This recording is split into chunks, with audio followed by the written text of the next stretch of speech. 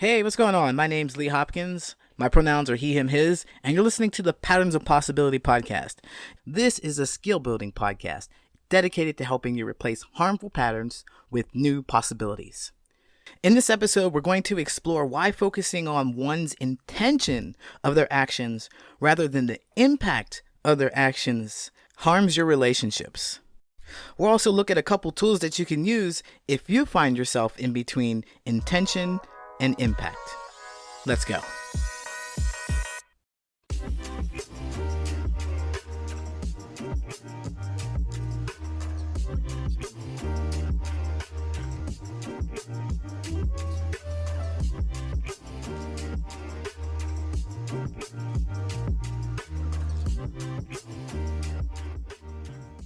Has anyone ever told you it's the thought that counts? It only happens when you get something that's not in line with your expectations, and then you express your disappointment or your frustration or whatever it is. Then, it's the thought that counts. It only happens when you don't like it. If you got something that was in line with your expectations and you were overjoyed to get this gift, then no one says it's the thought that counts. Give away your gift. It's the thought that you need to keep with you because that's what's valuable, not the gift. No one says that. That's because the person who bestowed whatever upon you got the reaction from you that they wanted. If you get something that's out of line with your expectations and you express it, then the gift giver might take it out on you. Their upsetness is not your fault. It has nothing to do with you. You have your own feelings and they're reacting to your feelings. That's what's happening. Your feelings are absolutely valid in any situation at all times. No matter what, your feelings are valid. Okay? So the fact that you're upset, the fact that you're disappointed, the fact that you're disgusted, the fact that you expressed anything other than what they wanted you to express is okay. It is not your job to maintain their emotions. And vice versa. It's not their job to maintain your emotions. This is where a lot of people disconnect. Right here. We're going to use the beat to navigate this specific situation of intention versus impact. Whether you're the gift giver or you're the recipient, whether you're the one who has the intention or has felt the impact, after you finish this episode, you'll have a couple of tools that'll help you maintain your composure in that situation so that you can stay connected, so that you can communicate, so that you're not letting your unconsciousness reign all over the situation.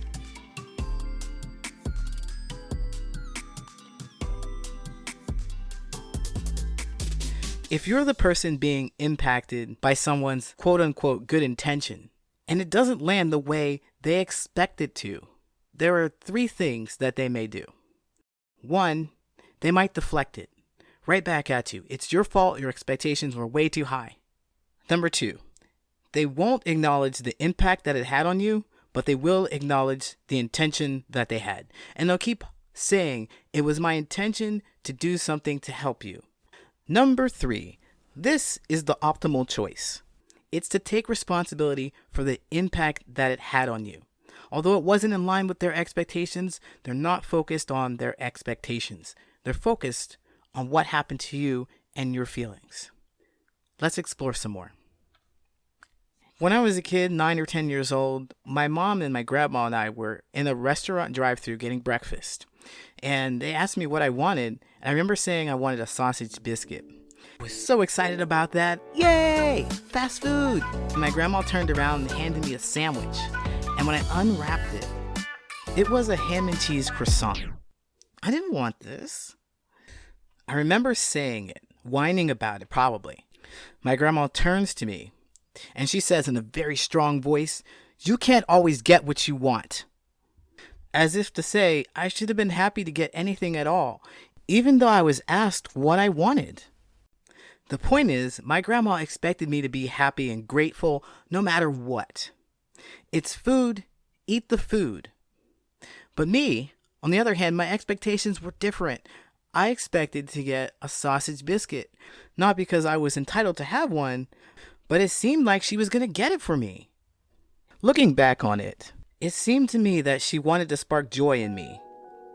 But when it didn't happen, some uncomfortable feelings manifested in her.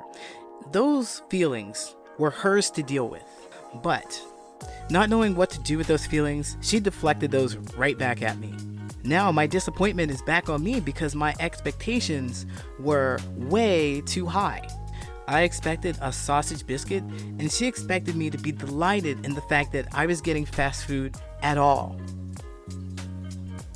In a relationship or a friendship or among adults, it might sound like something like, "You don't appreciate me. You don't respect what I do." It's the thought that counts. Well, they may have had the best of intentions, but you can't know what's inside their head. You can only go off what the impact was. So anytime anyone ever says to you, "It's the thought that counts," they don't want to deal with whatever you're feeling. So that's their easy way to smooth it over. It's a thought that counts. Appreciate me because I want appreciation for the work that I did. No matter how it worked out for you, no matter how you feel about it. Being on the receiving end of this, it feels awful because it's a complete denial of who you are. Really, remember the beat where you're feeling a strong emotion about the situation. Disappointment, is it sadness, is it anger, is it disgust, whatever that feeling is, you're feeling something about it. And it's not in line with whatever the person who brought that feeling about intended. So since it's not in line with that feeling that they want to give you, they want you to stuff it. Stuff it, get rid of it. But that just creates another issue. Since the intention was misaligned, there's some grievances here. Both of you have grievances. The person who had the intention, well, why didn't it work? What's wrong with you that you didn't like this thing? And then the person who's receiving it, who had that impact, is like, well, wait, why did you get this for me? I don't like this. I don't want this. Why did you think this was good? Right here is where you need to reconcile. Right here is a good time to implement some tools.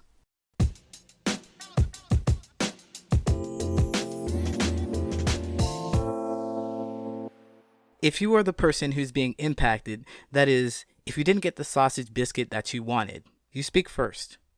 The first thing you want to do is check the beat, your beliefs, emotions, actions, and thoughts. See if you can capture one of those, and then start from that. As cleanly, as calmly as you possibly can, express your feelings about the situation. I'm disappointed that I didn't get the sausage biscuit because it seemed like you were going to get it for me. And that's not an attack. That's not blaming. That's not accusing. None of that. You don't want to do anything to escalate the situation. All you want to do is cleanly and neatly, as calmly as possible, say your feelings. And then you wait for their response. Now, for the person who had the misplaced intention, that is, if you're the person who gave the ham and cheese croissant, you have just heard how your intention landed. It was not in line with what you had hoped it would be. Congratulations. You just hit the jackpot. This is a golden opportunity for you. This is an opportunity for you to connect with this person like you've never connected before, because they are giving you information about how to make them happy. You want to make them happy because that was your intention that manifested in your action, but it didn't manifest in them. Now, since they know what makes them happy, they're going to share that with you.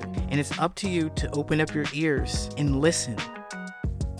Do not focus on your intention and what feelings it was supposed to manifest in them, because it didn't work. It didn't work. Neither of you got what you wanted. You didn't get that feeling. They didn't get the feeling. And now you're in this situation. Don't go back to the intention. Focus on this situation right here. Right here is where you make that exchange. You learn what they want. You know how to manifest that happiness, that emotion that they want, that you want. They're going to share it with you right here. You open up your ears and you listen and you acknowledge what they have said. Take responsibility for your role. It might look something like this. Yes, literally, I know that it's disappointing. The next time we go through a drive-thru, I'll make sure to turn to you and ask you what you want and make sure that we get it right, because I want you to enjoy this experience, okay?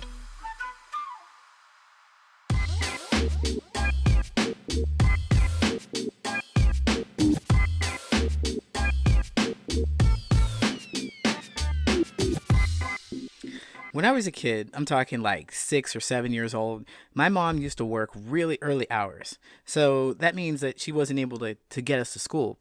So she would drop me and my older brother. We'd go to this program, they'd feed us breakfast along with some other kids, and they'd get us ready, and we would go to school. I remember sitting down for breakfast with these kids. I think there were like 10 of us all together, and there were some that were older than me. I thought they were like super old because I think they were like 12, 13. So one morning we had eggs for breakfast, scrambled eggs. And I tell you, I could not stand those scrambled eggs. They were disgusting. And I just wanted to give them away. I was like, I'll eat whatever. I'll have the toast, I'll have the juice, but I don't want the eggs. For some reason, the older kids were adamant about having me eat those eggs. And since I complained about the taste, one of them came up with a great idea to put ketchup on it. Ah, go ahead and try it. I don't want to try it. Eat them. So I ate the eggs, and newsflash, they're still sucky. They still tasted terrible. I didn't like them, but I smiled and said, yeah, I sure do. They're great. Thank you so much for your wisdom. Their intention seemed to be that they wanted me to know how nutritious eggs are, and that I should not be wasting them or giving them away. They are to be eaten if I want to be strong. But no, that didn't happen. 30 years later, I'm telling you how much I hated that experience. That's what I learned. Now, that was just an experience of us being kids. When we don't have any of that, we don't have much of the cognitive abilities that we do as an adult.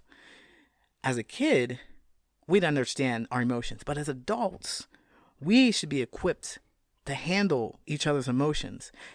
So when someone says it's the thought that counts, when someone says pay attention to my intentions, that means they don't understand how to deal with the feelings that you're having, or they're not interested in dealing with the feelings that you're having. You want to find out which one is true.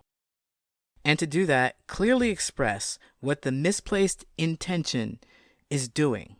Clearly express the impact that it has on you. Let's go back to me eating the eggs. If it was me now, 30-something years old, these older kids are going to try and tell me their intention is all that matters because it's good and it's pure and it's right. I would say, yeah, I don't want to eat them. And the fact that you're telling me that I have to, it makes me feel uncomfortable. And they were like, well, we're just trying to help you. Yeah, I appreciate that you're trying to help me, but I don't want to do it. Okay? But you don't understand. I do understand. I understand completely where you're coming from. I understand your intentions. I understand what you're thinking. I understand that you really care for me. But this is not how you care for me. What you can do to care for me is to accept the fact that I don't want to eat these. Consider this. When someone's really trying to push their intention on you, they may be afraid because they tried to do something to help you in their eyes, in their mind, and it failed. It may be devastating for them. I am by no means saying that you need to coddle them at all. What I'm saying is that you're still focusing on your impact, but when you express what you need to them, consider that their heart is open and you get a good look at who this person is. And I say that because if you express what the impact was, and they take this information and they keep it, they house it within them, and they make a visible attempt to change their actions, you will have disrupted that old pattern of intention and disappointment and intention and disappointment on both ends. You will have changed that to something completely new. So this is a win-win situation. In the end, both of you get exactly what you want. However, if you're continuously expressing the impact that it has on you, and they have not changed their actions, then it's a clear glimpse into who they are. You know that they're either not interested in making a change, or they just simply cannot do it.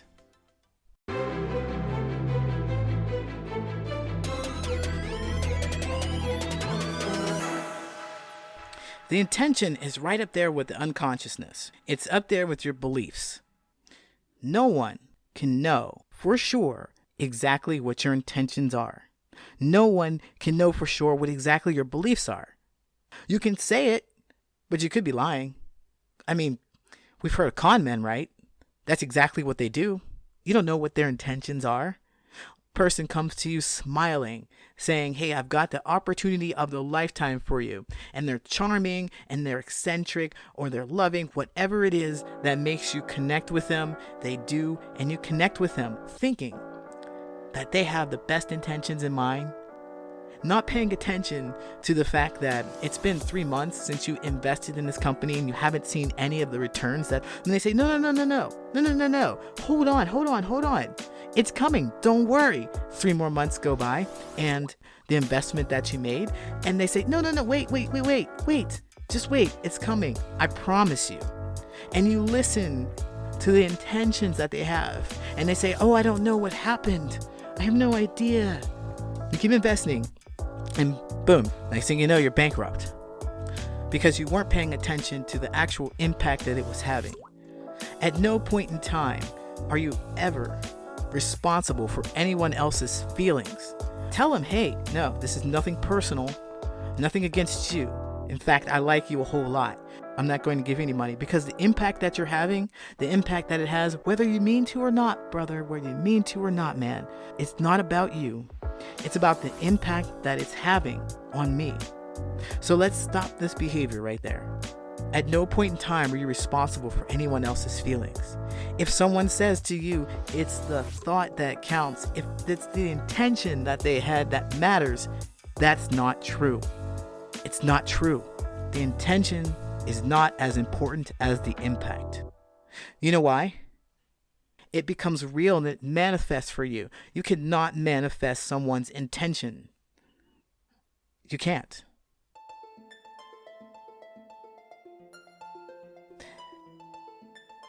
I would be remiss if I didn't talk about what's happening in our country today, with black men being shot and killed in the streets by the police officers.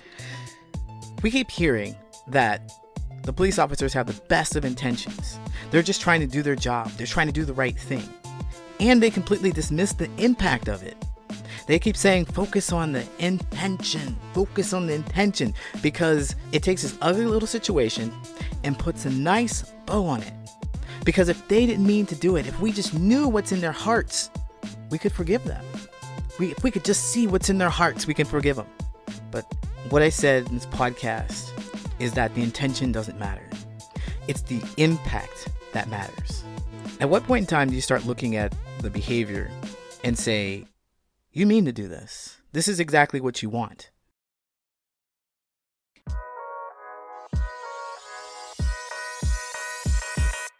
My name is Lee Hopkins. My pronouns are he, him, his, and you have been listening to the Patterns of Possibility podcast.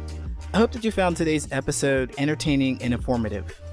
If you like the podcast and would like to help me get discovered, leave a 5-star review and also share with your friends or anyone you think might find this interesting. And remember, where there's a pattern, there's a possibility. This podcast is for informational purposes only. It is not meant to diagnose or treat any conditions. If you are having a medical emergency, go to your nearest emergency center and explain to them that you would have been there sooner if you hadn't been listening to this podcast. I'll see you next time.